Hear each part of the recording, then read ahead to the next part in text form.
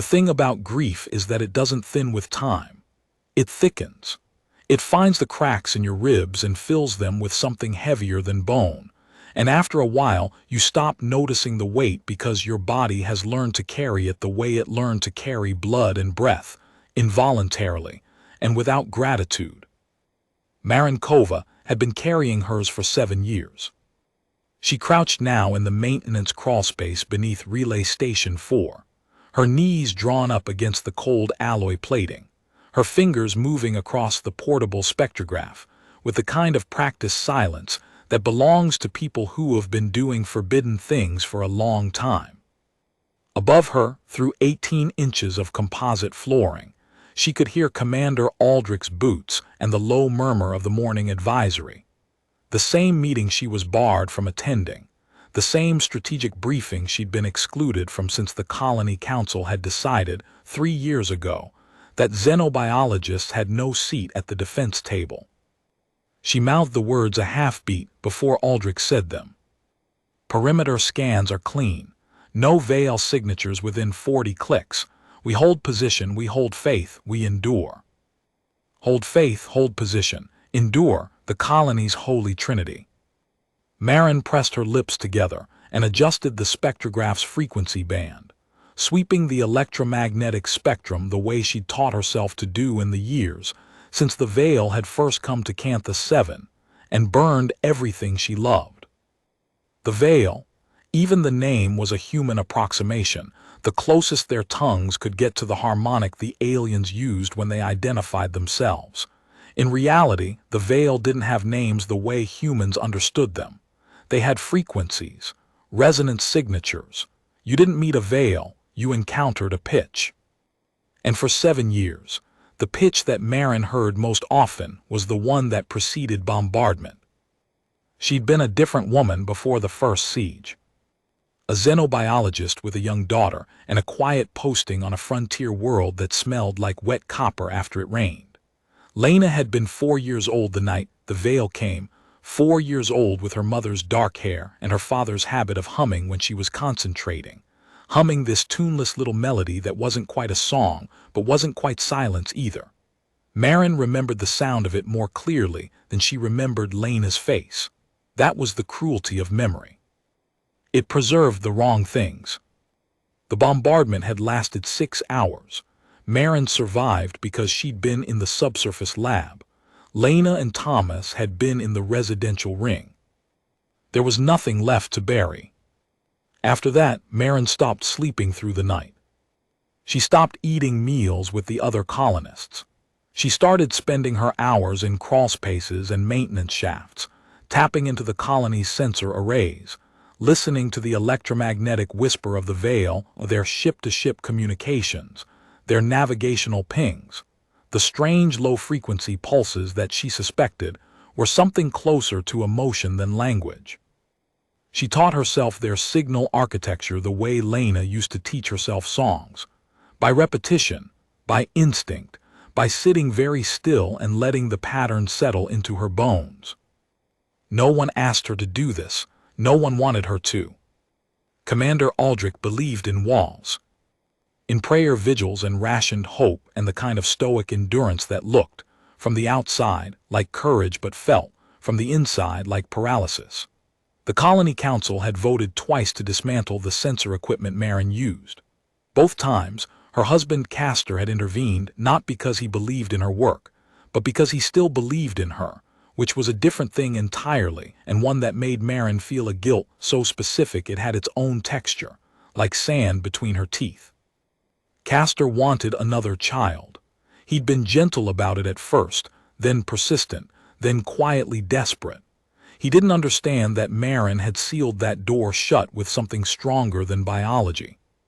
She'd found a way to synthesize a contraceptive from the native flora, a bitter tincture she drank each morning while Castor was at the water treatment plant.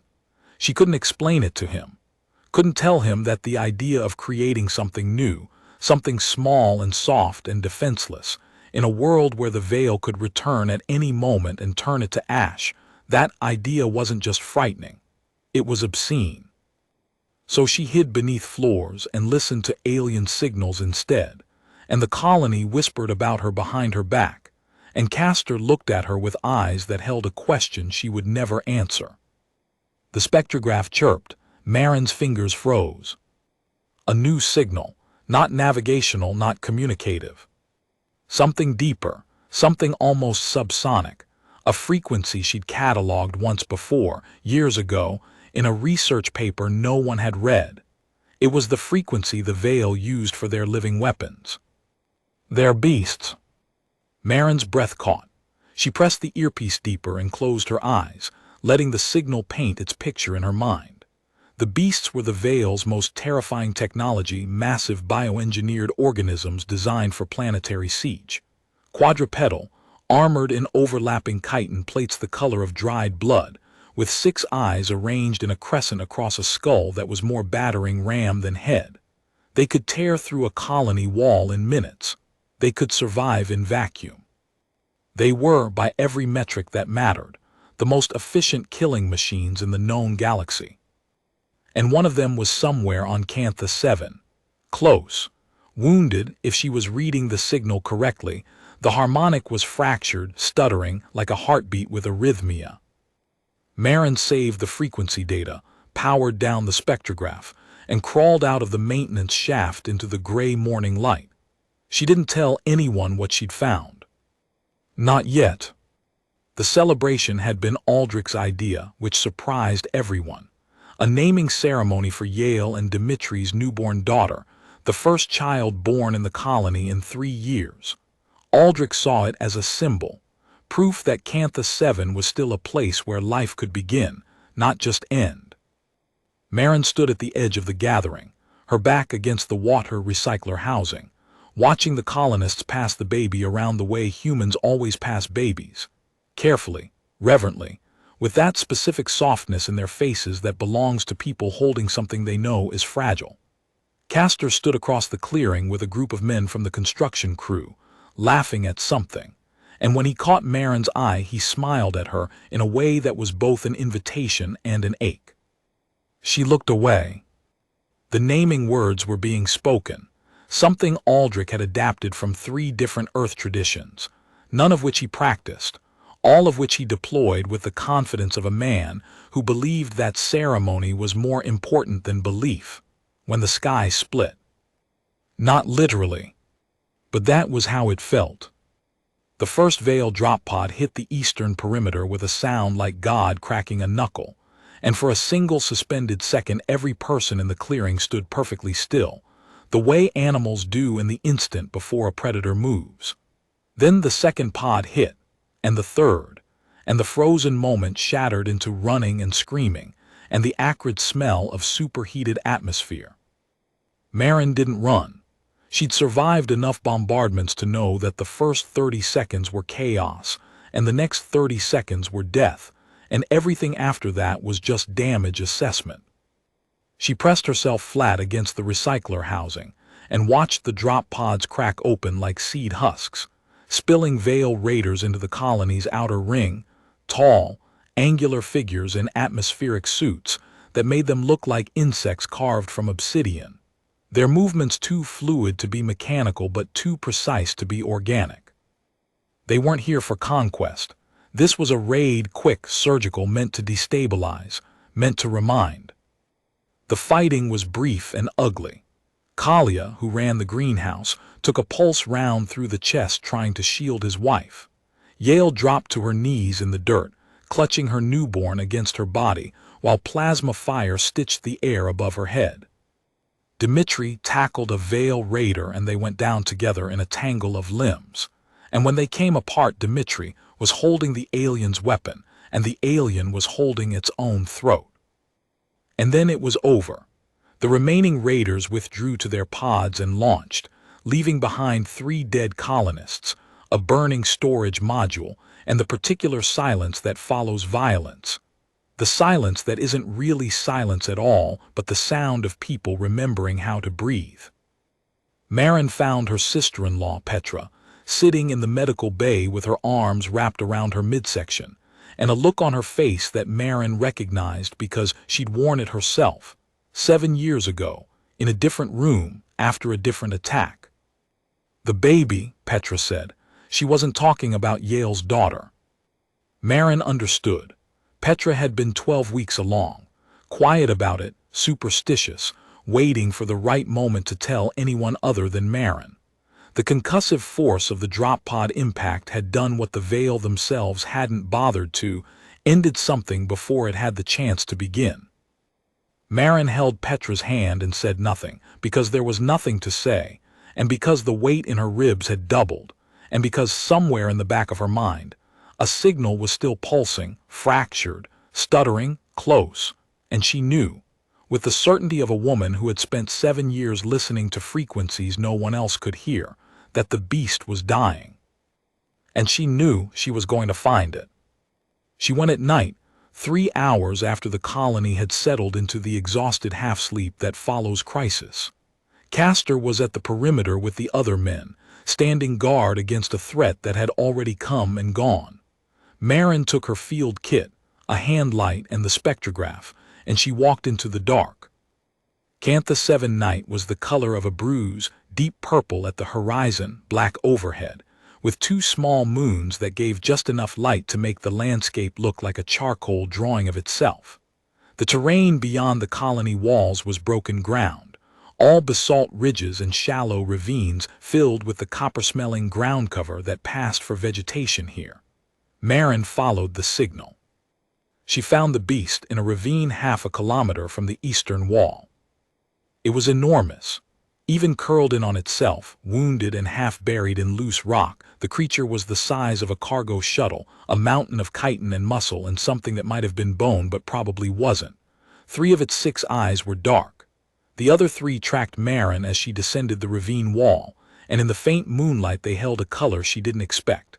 Not the flat black she'd seen in tactical footage, but something warmer, something almost amber. The beast's breathing was wrong. Shallow, arrhythmic, each exhale accompanied by a wet sound that meant internal hemorrhaging. A section of chitin along its left flank had been shattered, not by human weapons, Marin realized, but by the impact of the drop pod deployment. The Veil had launched their beasts ahead of the raiding party, and this one had hit the surface wrong, or been damaged during orbital insertion, or simply been deemed expendable. Left to die, discarded, a weapon that had misfired. Marin stood 10 meters away, her hand light painting a small circle of white on the creature's flank, and she felt something shift inside her chest. Not fear, though fear was there, curled around her spine like a cold hand. Something else, something older. The beast made a sound, low, resonant, felt more than heard, a vibration that traveled through the ground and up through the soles of Marin's boots and into the bones of her legs. It wasn't a threat. Marin had spent 7 years learning Veil frequencies, and she knew the difference between aggression and something else. This was pain, and something adjacent to pain, a loneliness so total it had its own frequency, a harmonic that Marin recognized because she'd been broadcasting it herself for 7 years without knowing that anyone could hear. She moved closer. The rational part of her brain, the part that had survived 6 bombardments and 2 ground raids and the loss of everything that mattered, told her to stop.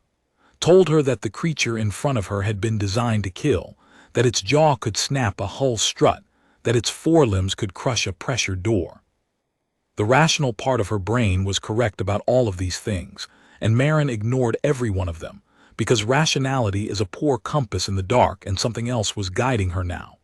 The beast's 3 functioning eyes followed her, and its breathing changed faster now, the wet rattle more pronounced. Up close, the damage was worse than she'd thought. The shattered chitin had exposed the tissue beneath, and it wasn't what she expected. Not the rigid, insectal architecture she'd studied in dead specimens. This was soft, layered, almost organic in a way that looked in the shifting light disturbingly like muscle. Like flesh. Marin set down her field kit and opened it. She didn't have anything designed for alien physiology, just standard human medical supplies, antiseptic, coagulant, pressure bandages. But she had hands, and she had the instinct that 7 years of xenobiology had honed into something sharper than training, and she had the thing that no one in the colony would have understood if she'd tried to explain it. She had the need to touch something broken and try to make it whole. She pressed her palm flat against the exposed tissue. The beast flinched, a ripple of movement that traveled the length of its body, chitin plates clicking and shifting like tectonic plates in miniature. But it didn't strike, didn't lash out, just flinched the way a child flinches when you touch a wound they've been hiding. Marin held still. After a moment, the beast's breathing slowed. She worked for hours, cleaned the wound as best she could, applied coagulant to the ruptured vessels. They were vessels, she confirmed, carrying a fluid that was thicker than blood and darker, almost black, but served the same purpose. Packed the cavity with antiseptic gauze. It was absurd, like putting a bandage on a landslide. But the beast let her do it, watching her with those amber eyes, and somewhere in the third hour, when Marin's hands were slick with alien ichor and her knees ached from kneeling on basalt, she started humming. She didn't mean to. It was the thing Lena used to do, the tuneless little melody that wasn't quite a song, and it came out of Marin's throat the way breath comes, involuntarily, without permission. She hummed it while she worked, and the beast's 3 eyes half closed, and its massive body settled deeper into the rocks, and the wet rattle in its breathing smoothed out, just slightly, just enough. When Marin finally pulled back and looked at the creature's face, really looked at it, past the chitin and the alien geometry of it, she saw something that made her stomach drop. There was a device embedded at the base of the beast's skull, small, metallic, with thread-like filaments that disappeared into the surrounding tissue. She recognized it from her research. A neural tether, the mechanism the Veil used to control their living weapons. It was a leash, an override, the thing that took a creature and turned it into a tool. She touched it and the beast shuddered. Marin thought about Lena, about the way her daughter's small hand had felt in hers, warm and trusting and alive, about the lullaby that wasn't quite a lullaby, about the fact that she hadn't sung it, really sung it, not just hummed fragments, since the night before the first siege, sitting on the edge of Lena's bed in the residential ring that no longer existed. She thought about creation and control, and the difference between the two. Then she opened her field kit, took out the surgical probe and began, very carefully, to remove the neural tether. The beast screamed. Not a roar, not a howl, a scream. A sound that had no business coming from something that large, because it was too human, too raw, too much like the sound Marin had made in the subsurface lab 7 years ago when they told her there was nothing left to bury. It tore through the ravine and sent rock cascading from the walls, and Marin pressed her forehead against the creature's flank and held on, her fingers still wrapped around the neural tether, pulling it free millimeter by millimeter, while the beast's body convulsed beneath her. The filaments came out trailing dark fluid and something that sparked, faintly, like dying circuitry. The last one separated with a sound like a guitar string snapping, and the beast went still. Completely still.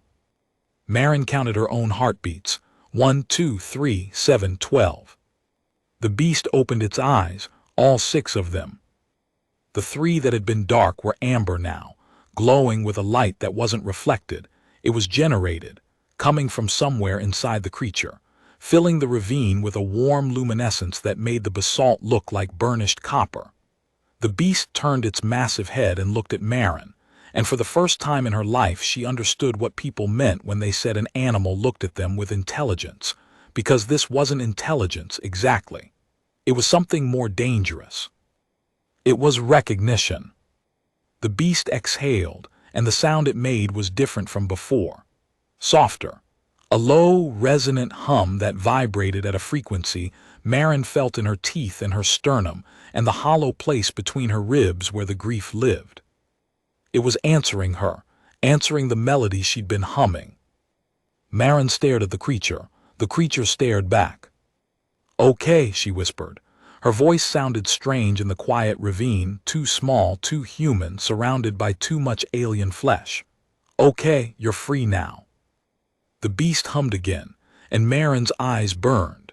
and she wiped alien ichor on her trousers and started the long walk back to the colony. She didn't tell anyone. She went back the next night, and the night after that. Each time the beast was better.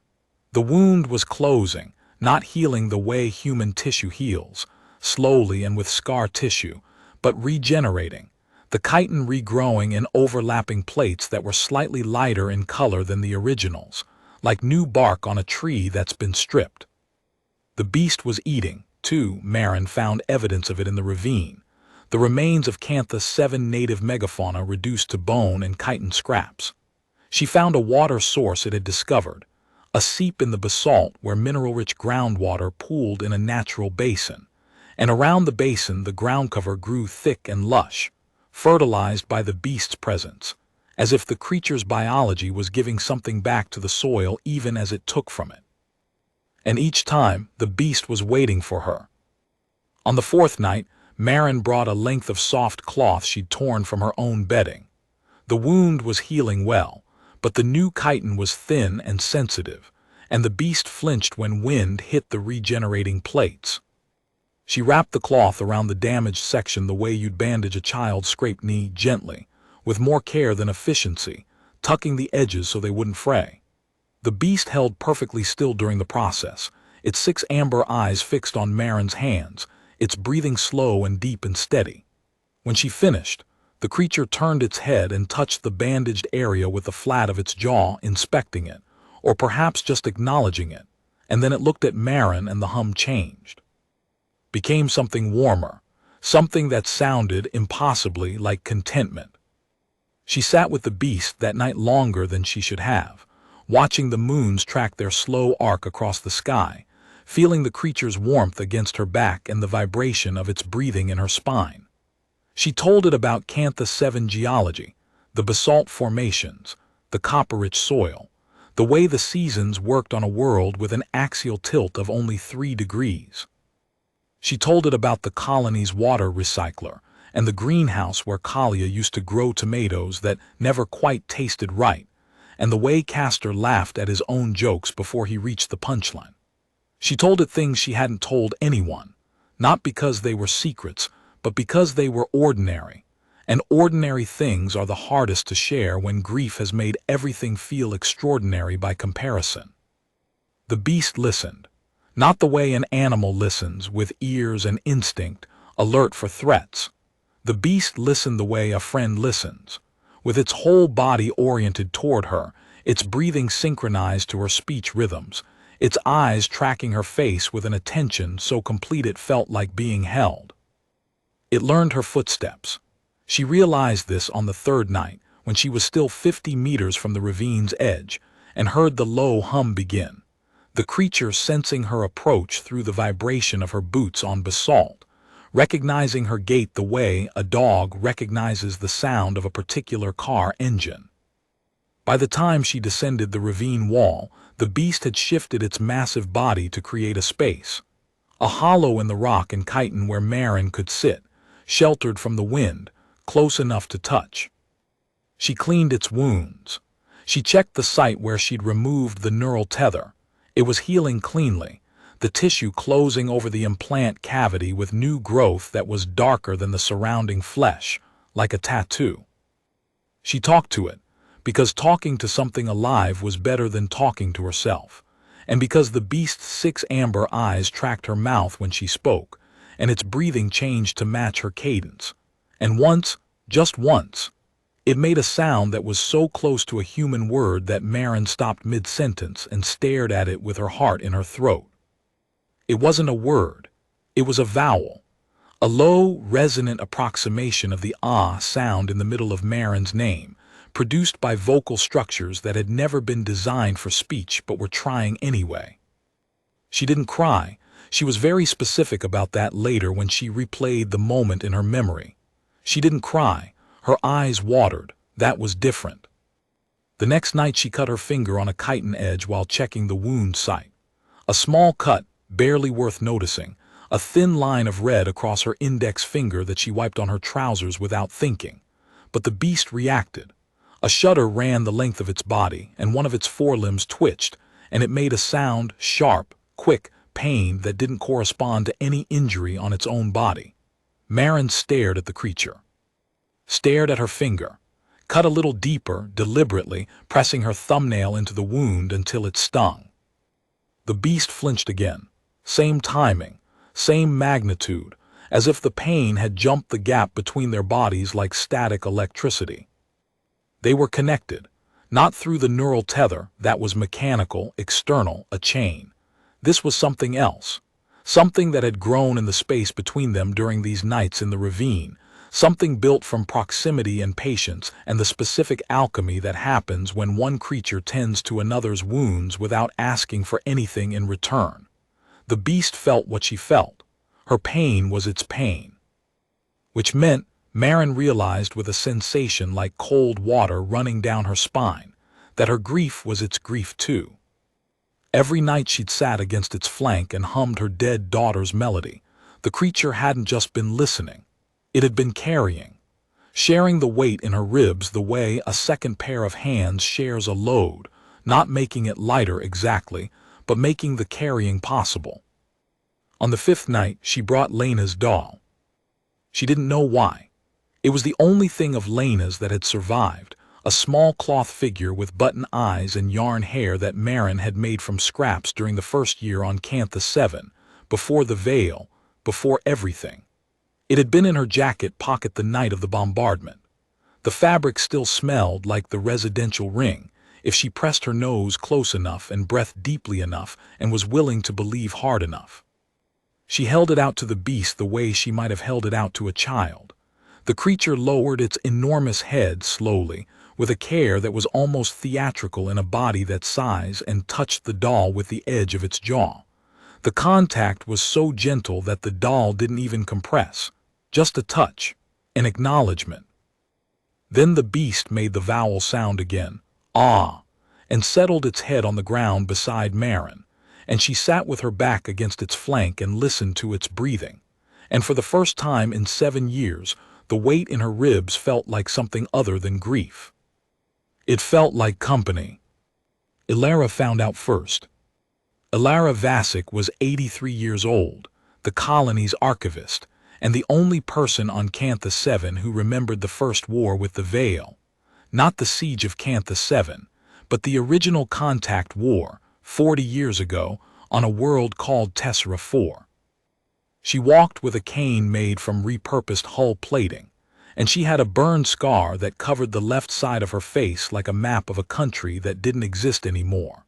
And she had the particular watchfulness of someone who'd seen the worst thing twice, and was waiting for the 3rd time.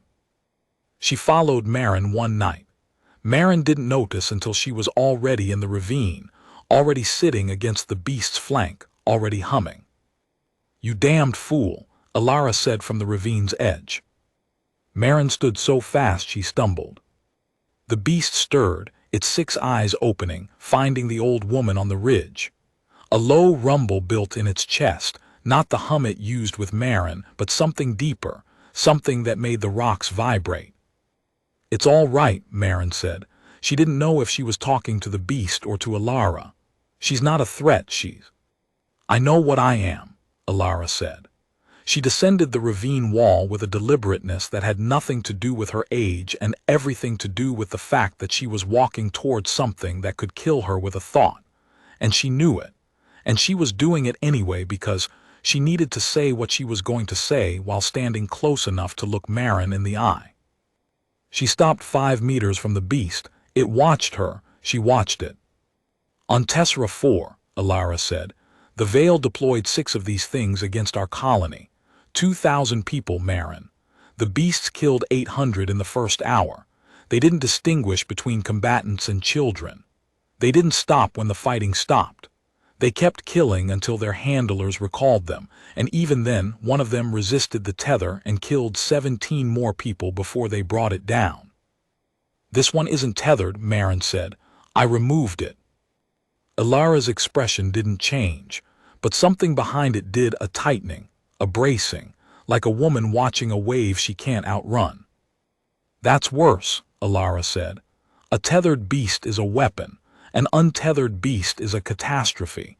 You've taken a thing designed to destroy and given it free will. Do you understand what happens when something built for violence gets to choose? It chose me, Marin said, and heard how it sounded and didn't care. Alara was silent for a long time. The beast's rumble faded. Its eyes tracked between the two women, and after a moment it lowered its head back to the ground and let out a breath that smelled like copper and ozone and something faintly floral, and Marin realized it was the scent of the ground cover it had been eating. Destroy it, Alara said quietly. Before it destroys you, before it destroys all of us. I've seen this before, child. The creature you think loves you is a reflection. It mirrors what you need. That's what they were designed to do, not feel but simulate. To become whatever their handler requires, so that the handler trusts them, so that the weapon can be deployed without resistance. Then why is it still here? Marin asked. The tether is gone, no handler, no orders. It could leave. It could kill me and leave, but every night it waits. Alara looked at the beast. The beast looked at Alara, and in the amber glow of its 6 eyes, the old woman's burn scar looked like something other than damage. It looked like a story. Because you're the first person who ever touched it without trying to control it, Alara said, and that's why it will kill you last. She turned and climbed out of the ravine. Marin watched her go. The beast hummed, low and steady, and Marin sat back down against its flank, and the warmth of the creature's body seeped into her spine, and she closed her eyes and hummed back. She found the tincture bottle broken on the floor when she got home the next morning. Castor was sitting at the table, his hands flat on the surface, his face the face of a man who has just discovered that the person he loves has been lying to him in the most fundamental way possible. How long? He said, not a question, a demand. Marin stood in the doorway and felt the weight shift in her chest, the grief redistributing, making room for a new variety. Since Lena. Castor's jaw worked. His eyes were wet, but his voice was steady, the way men's voices get when they're trying to hold something together by force of will alone. 7 years. You let me believe 7 years, Marin. Every month, every time you knew and you chose. I couldn't tell me, or couldn't have another child.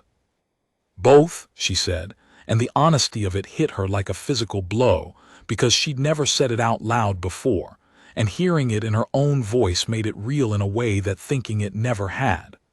I couldn't make something new and then watch the sky again and wonder. I couldn't do it, Castor. I'm not strong enough. Not strong enough, he repeated, and the way he said it made the words sound like someone else's, like he was trying them on and finding they didn't fit the woman he'd married. You crawl under floors to intercept alien transmissions. You walk into ravines alone at night. He stopped. Something crossed his face. A new calculation. The nights you've been gone, the dirt on your boots, the smell. She said nothing. She didn't need to. Christ, Marin, what have you done? I found something, she said. Something alive, something that needed me. Something that needed you. He said it flat, without inflection, and somehow that was worse than anger. I needed you. I've needed you for 7 years, and you've been hiding under floors and sneaking out to what? What is it? She couldn't tell him. Not yet. Not with his face looking like that, like a map being refolded wrong, the familiar features still present but arranged in a way she didn't recognize. He looked at her with an expression that was 7 years of patience reaching its end, and he stood up and walked past her without touching her, and the door closed behind him, and Marin stood alone in their quarters and listened to the silence and thought about crawl spaces and forbidden frequencies, and the way a massive alien creature had learned to make a vowel sound that was almost her name. 3 days later, the Veil came back. Not a raid this time, a fleet. 17 ships in low orbit, visible from the surface as points of blue-white light arranged in a pattern that Marin recognized from her years of signal analysis as the Veil formation for planetary subjugation. Not destabilize, not remind, occupy. The colony had 18 hours. Commander Aldrich called a full assembly. Marin stood in the back, next to Castor, who was close enough to touch but wasn't touching her. Aldrich laid out the options with the precision of a man who has rehearsed his own eulogy. They could surrender and accept veil processing, which meant neural pacification and conscription into the veil labor apparatus. They could fight, with weapons that couldn't penetrate veil ship armor and a defensive perimeter designed for ground raids, not orbital assault. Or they could pray. He recommended prayer. Marin pushed through the crowd. People stepped aside, not because they respected her, but because she'd become the colony's designated eccentric, the grief-struck woman who crawled under floors and talked to machines. And eccentrics in crisis are given space the way you give space to someone standing too close to a cliff edge. "We have a weapon," she said. The silence that followed was the kind that has a physical presence, dense, pressurized, waiting. 3 kilometers east of the colony in the ravine system, there's a veil bioweapon, a beast. It was abandoned during the last raid. Wounded. I've been treating it. The neural tether has been removed. It's uncontrolled, but it's... She paused, looking for a word that wouldn't make her sound insane. Responsive. It responds to me. The silence changed, became something with teeth. Aldrich stared at her. "You've been harboring a veil war beast." "I've been saving a living creature that was left to die." "That living creature is a weapon of mass destruction, Dr. Kova." "So is a human being, Commander, under the right circumstances." The assembly erupted, voices climbing over each other, fear manifesting as anger the way it always does. Castor stared at Marin with an expression she'd never seen on his face before, not betrayal, not confusion, but something worse, understanding. The look of a man who has finally solved an equation he didn't know he was working on, and the answer explains everything, and the everything is terrible. Ilara's cane struck the floor 3 times. The sound cut through the noise like a blade. "She's not wrong," the old woman said. Everyone turned. Ilara stood with both hands on her cane, her burned scar vivid under the assembly lights, her eyes on Marin. "About the beast being dangerous. She's not wrong about that either. But we have 18 hours and no other options. And the woman who's been listening to alien signals for 7 years while the rest of us were praying is the only person in this colony who might be able to point that thing at the enemy instead of at us." She paused. "That's not a recommendation. It's a fact." Aldrich looked at Marin. Marin looked at Aldrich. The commander's face was doing the particular thing it did when his certainty was cracking, not visible fractures, but hairline ones, the kind you only notice when the whole structure falls. "If it turns on us," he said. "Then we're no worse off than we are right now," Marin replied. "Which is dead." Aldrich closed his eyes. When he opened them, something had changed in the geometry of his face. Not hope, something more dangerous. Permission. Marin went to the ravine with the colony's last combat team behind her, 8 men and women with pulse rifles, and the expressions of people walking toward a sound they wished they hadn't heard. Castor was among them.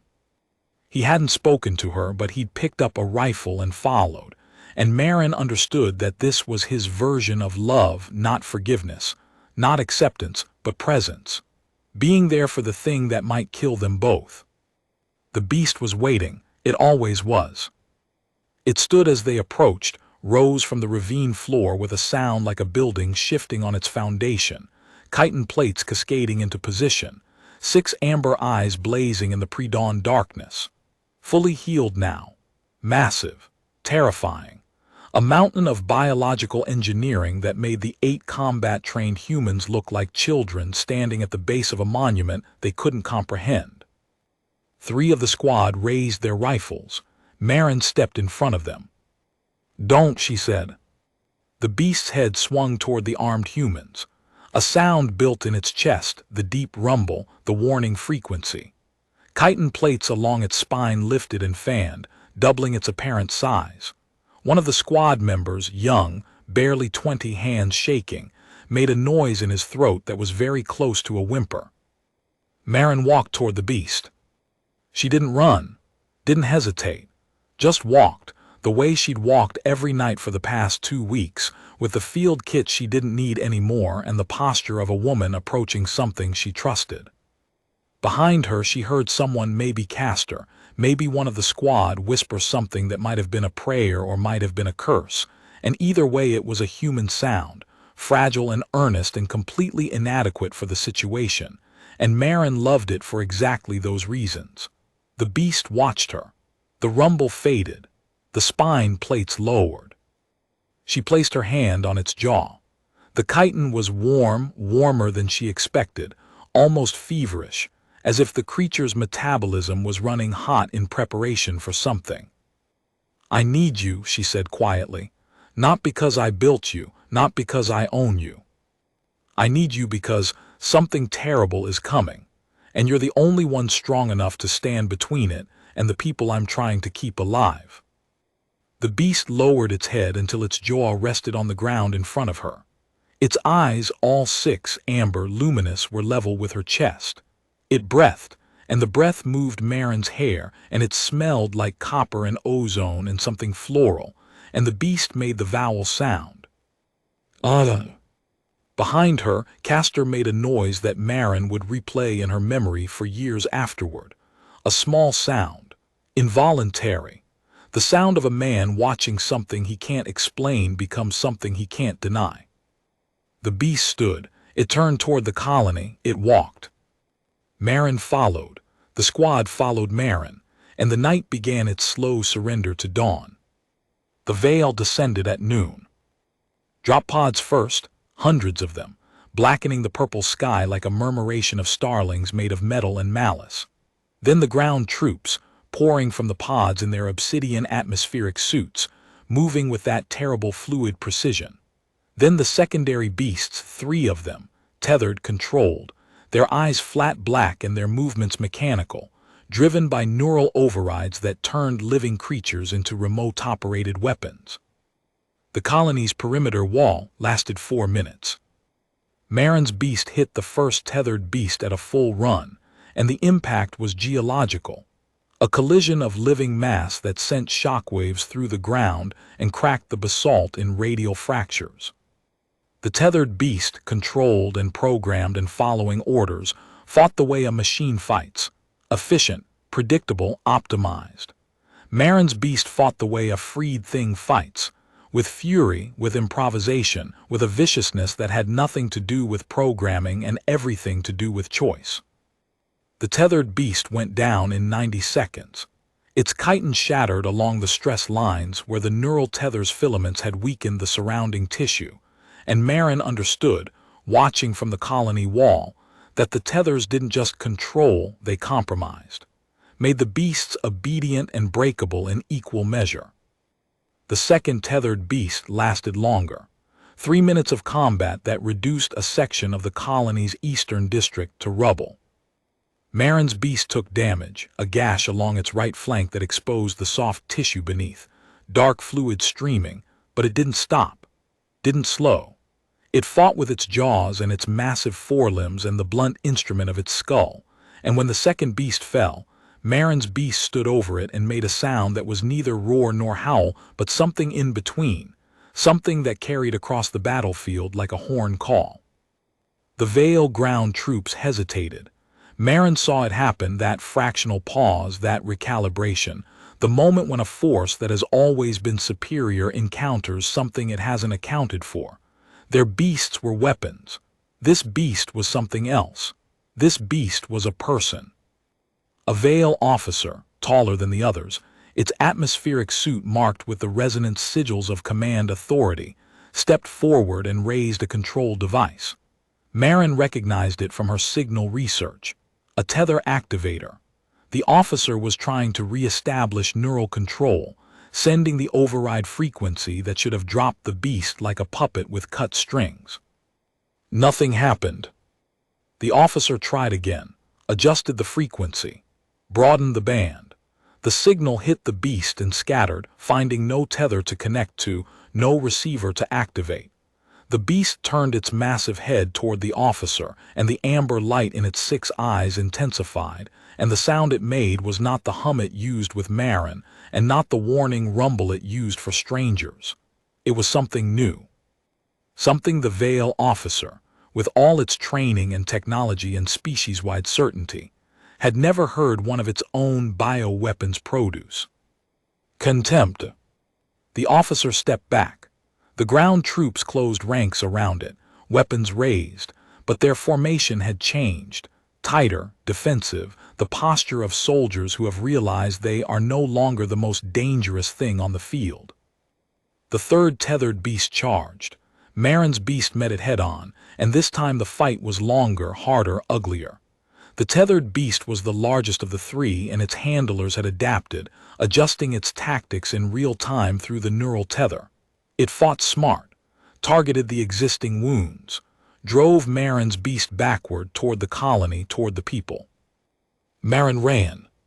She didn't think about it, didn't calculate the odds or consider the wisdom of a 60-kilogram woman sprinting across an active battlefield toward two creatures that collectively weighed more than a mining transport. She just ran, because her beast was being pushed backward, and the beast's 6 amber eyes were searching the chaos for her. She could see it. That quick lateral movement of the head, scanning, looking.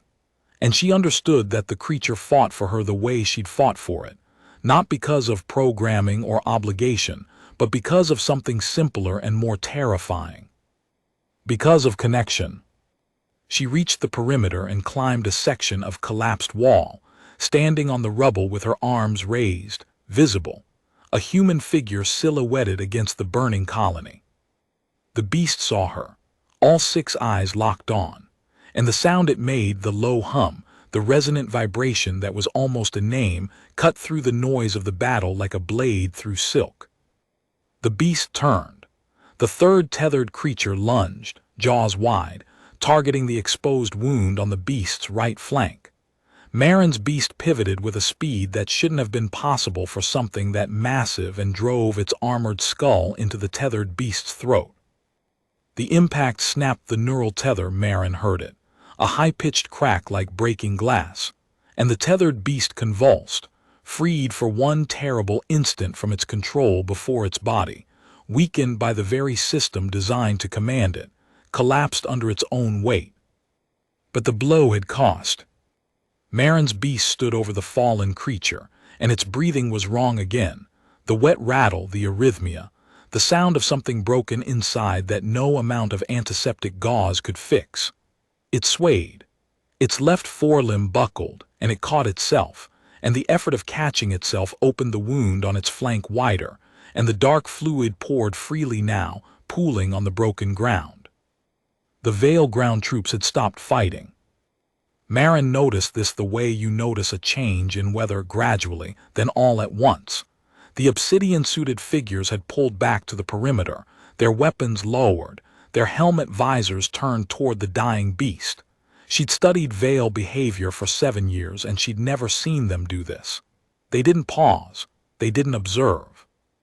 They were a species of absolute utility. Everything served a purpose. Every action pointed toward an outcome. But they were watching. Because they had never seen one of their beasts fight untethered, had never seen one choose, had never seen one search a battlefield for a single human face. Their bioweapons were tools. This beast was something they didn't have a classification for. This beast was a person. Marin climbed down from the rubble and walked across the battlefield. The ground was treacherous, broken chitin and bent metal, and the dark fluid that was both alien blood and something else, something that hummed faintly with residual bioelectric charge. She stumbled twice, kept walking. The Vale watched.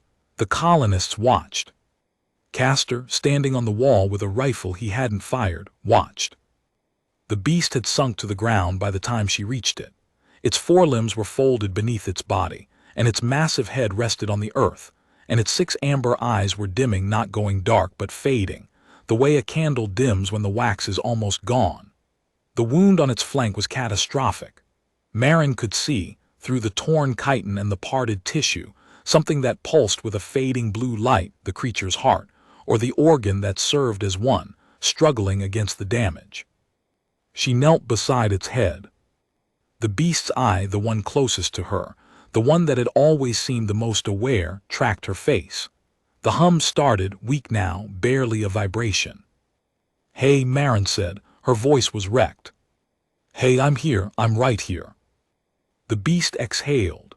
The breath was shallow and it smelled like copper, and the floral scent was gone, and what remained was something mineral and fading, like the smell of earth after rain when the sun comes out and everything starts to dry.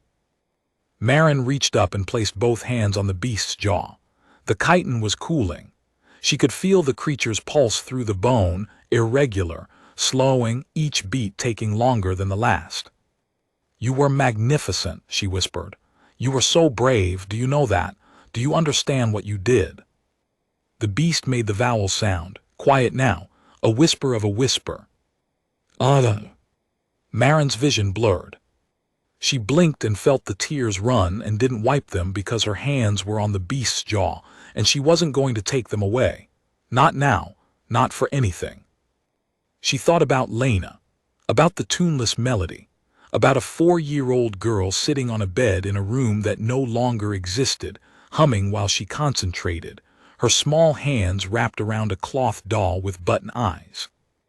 And Marin began to sing. Not hum, sing. The lullaby she hadn't sung in 7 years, the one she'd made up for Lena, wordless and wandering and imperfect, a melody that followed no rules and obeyed no structure. That was just a mother's voice doing the oldest thing a voice can do, which is telling someone they are safe. She sang it to the dying beast. And the beast wept. Not metaphorically. Not in the poetic sense that writers use when they want to give emotion to things that don't have it. The creature's 6 amber eyes produced a fluid, clear, viscous, faintly luminescent, that ran down the planes of its alien face in tracks that caught the light and held it. And the beast's breathing changed one final time, the arrhythmia smoothing, the rattle fading, and what replaced it was something Marin had never heard a veil organism make. A sigh, long and low and resonant, and in it were all the frequencies she'd spent 7 years learning, pain and recognition, and something she couldn't classify because it wasn't in any database, wasn't in any research paper, wasn't in any signal analysis she'd ever conducted. It was gratitude, not the transactional kind. The kind that exists between 2 creatures who found each other in a ravine in the dark and chose, without programming or obligation, to be gentle. The beast's eyes closed, one at a time, amber fading to dark, like lights being turned off in the rooms of a house being put to sleep. The last eye, the one closest to Marin, the one that had always been the most aware, held on the longest. It looked at her, and in the fading amber light, Marin saw something that she would carry for the rest of her life, something that would join the grief in her ribs and change its shape forever. She saw peace. The last eye closed. The beast's massive body settled, and the pulse beneath Marin's hand stuttered once, twice, and stopped. Marin kept singing. She sang the lullaby to the end, because you don't stop a lullaby before the song is done, even if the listener is already asleep, even if the listener will never wake up. That's the contract. That's the deal between the singer and the sung to. You finish the song. When it was done, she pressed her forehead against the beast's jaw and closed her eyes and breathed in the fading smell of copper and mineral and the ghost of something floral. And she stayed there, kneeling in the wreckage, while the battlefield held its breath around her. The veil withdrew. Not slowly, not with the orderly precision of a tactical retreat, but quickly, urgently, as if they had encountered something that required immediate reassessment. The drop pods recalled. The ground troops folded back into formation and ascended. The fleet broke orbit within the hour, their ships pivoting and accelerating toward the system's edge with a haste that looked, from the surface, very much like flight. The colonists emerged from their shelters in stages, first the fighters, still armed, still wired with adrenaline, scanning the sky for the trick that hadn't come. Then the civilians, blinking in the afternoon light, stepping over debris with the cautious movements of people who have learned not to trust the ground beneath their feet. Children were carried. The wounded were assessed. Names were called, and some names received answers and some didn't, and the ones that didn't hung in the air like smoke. Yale found her daughter unharmed in the shelter where she'd left her, and the sound she made when she picked the baby up was the kind of sound that doesn't belong in any language because it predates language entirely. Dmitri had a gash along his forearm that would leave a scar shaped like a veil sigil, and years later he would tell people it was a badge of honor, but right now he was just a man holding gauze against a wound and trying not to shake.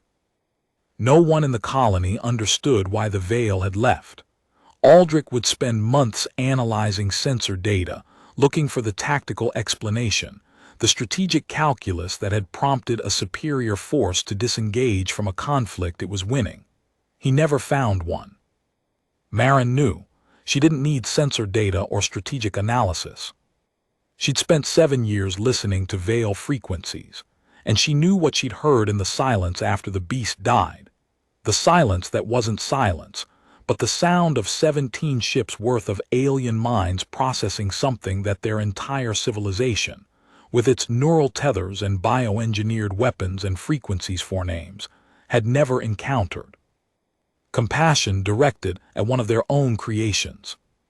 The Veil had built the beasts to be weapons, controlled them with tethers, deployed them and discarded them, and never once considered that the things they'd made might be capable of feeling, because feeling was not part of the design specification. And then one human, small and grieving and stubborn, and full of a love so fierce it had nowhere else to go, had knelt beside one of those weapons and sung it to sleep. And the weapon had wept. That was the thing the Veil couldn't process, not the military defeat they'd lost beasts before, not the human resistance they'd encountered that on 100 worlds, but this, a creature they'd built to destroy, weeping at the sound of a song it had never been designed to hear. It meant that their weapons had interiors, had something that could be reached, not through tethers and overrides, but through the simple, ancient, devastatingly human act of being kind to something in pain. It meant everything they thought they controlled, they didn't. And that terrified them more than any weapon ever could. Castor found Marin at dusk.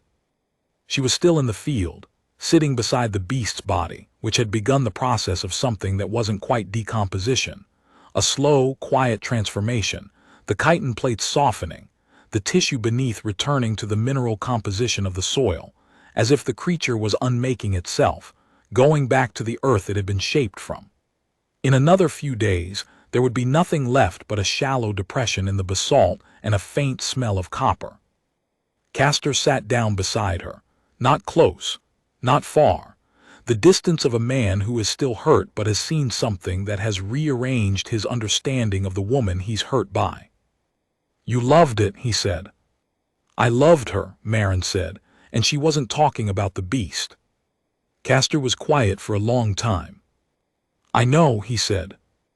They sat in silence while the sky shifted from purple to black and the 2 moons rose and the stars came out, and somewhere in the colony behind them, people were beginning the work of rebuilding, and somewhere above them, 17 ships were carrying a species' first encounter with mercy toward whatever awaited them at the edge of the system, and somewhere in the space between Marin's ribs, the weight was still there, would always be there, but its composition had changed. It wasn't just grief anymore. It was grief and something else, something that had amber eyes and a resonant hum and a single, imperfect vowel sound that was almost a name. "Ah," Marin whispered to the empty field. The wind carried it away, or maybe it carried it somewhere. Marin reached into her jacket pocket and took out the cloth doll. She placed it on the ground beside the beast's softening remains, button eyes facing up, yarn hair fanned out, one small piece of human making resting beside one enormous piece of alien unmaking. Then she reached for Castor's hand. He took it. And they sat together in the dark, 2 humans on a broken world, holding on to each other with the specific grip of people who have lost everything and chosen, against all evidence and reason, to begin again. Somewhere in the colony, someone was hammering. The sound of metal on metal, rhythmic and purposeful. The oldest human sound there is the sound of building, of making something where nothing was. Marin listened to it and felt the weight in her ribs shift one more time, not lighter but different, not grief exactly, and not its absence but something in between, something that had room in it for both the past and whatever came after. She thought about the beast's last breath, about the sigh that had carried all those frequencies, pain and recognition and gratitude and something else, something she still couldn't name but that she felt now in the warmth of Castor's hand, and the sound of hammering and the slow turn of the moons overhead. Maybe it didn't need a name. Maybe some things are too large for language and too important for silence and exist best in the space between, where lullabies live. Above them, the stars were quiet. But they were listening. They always are.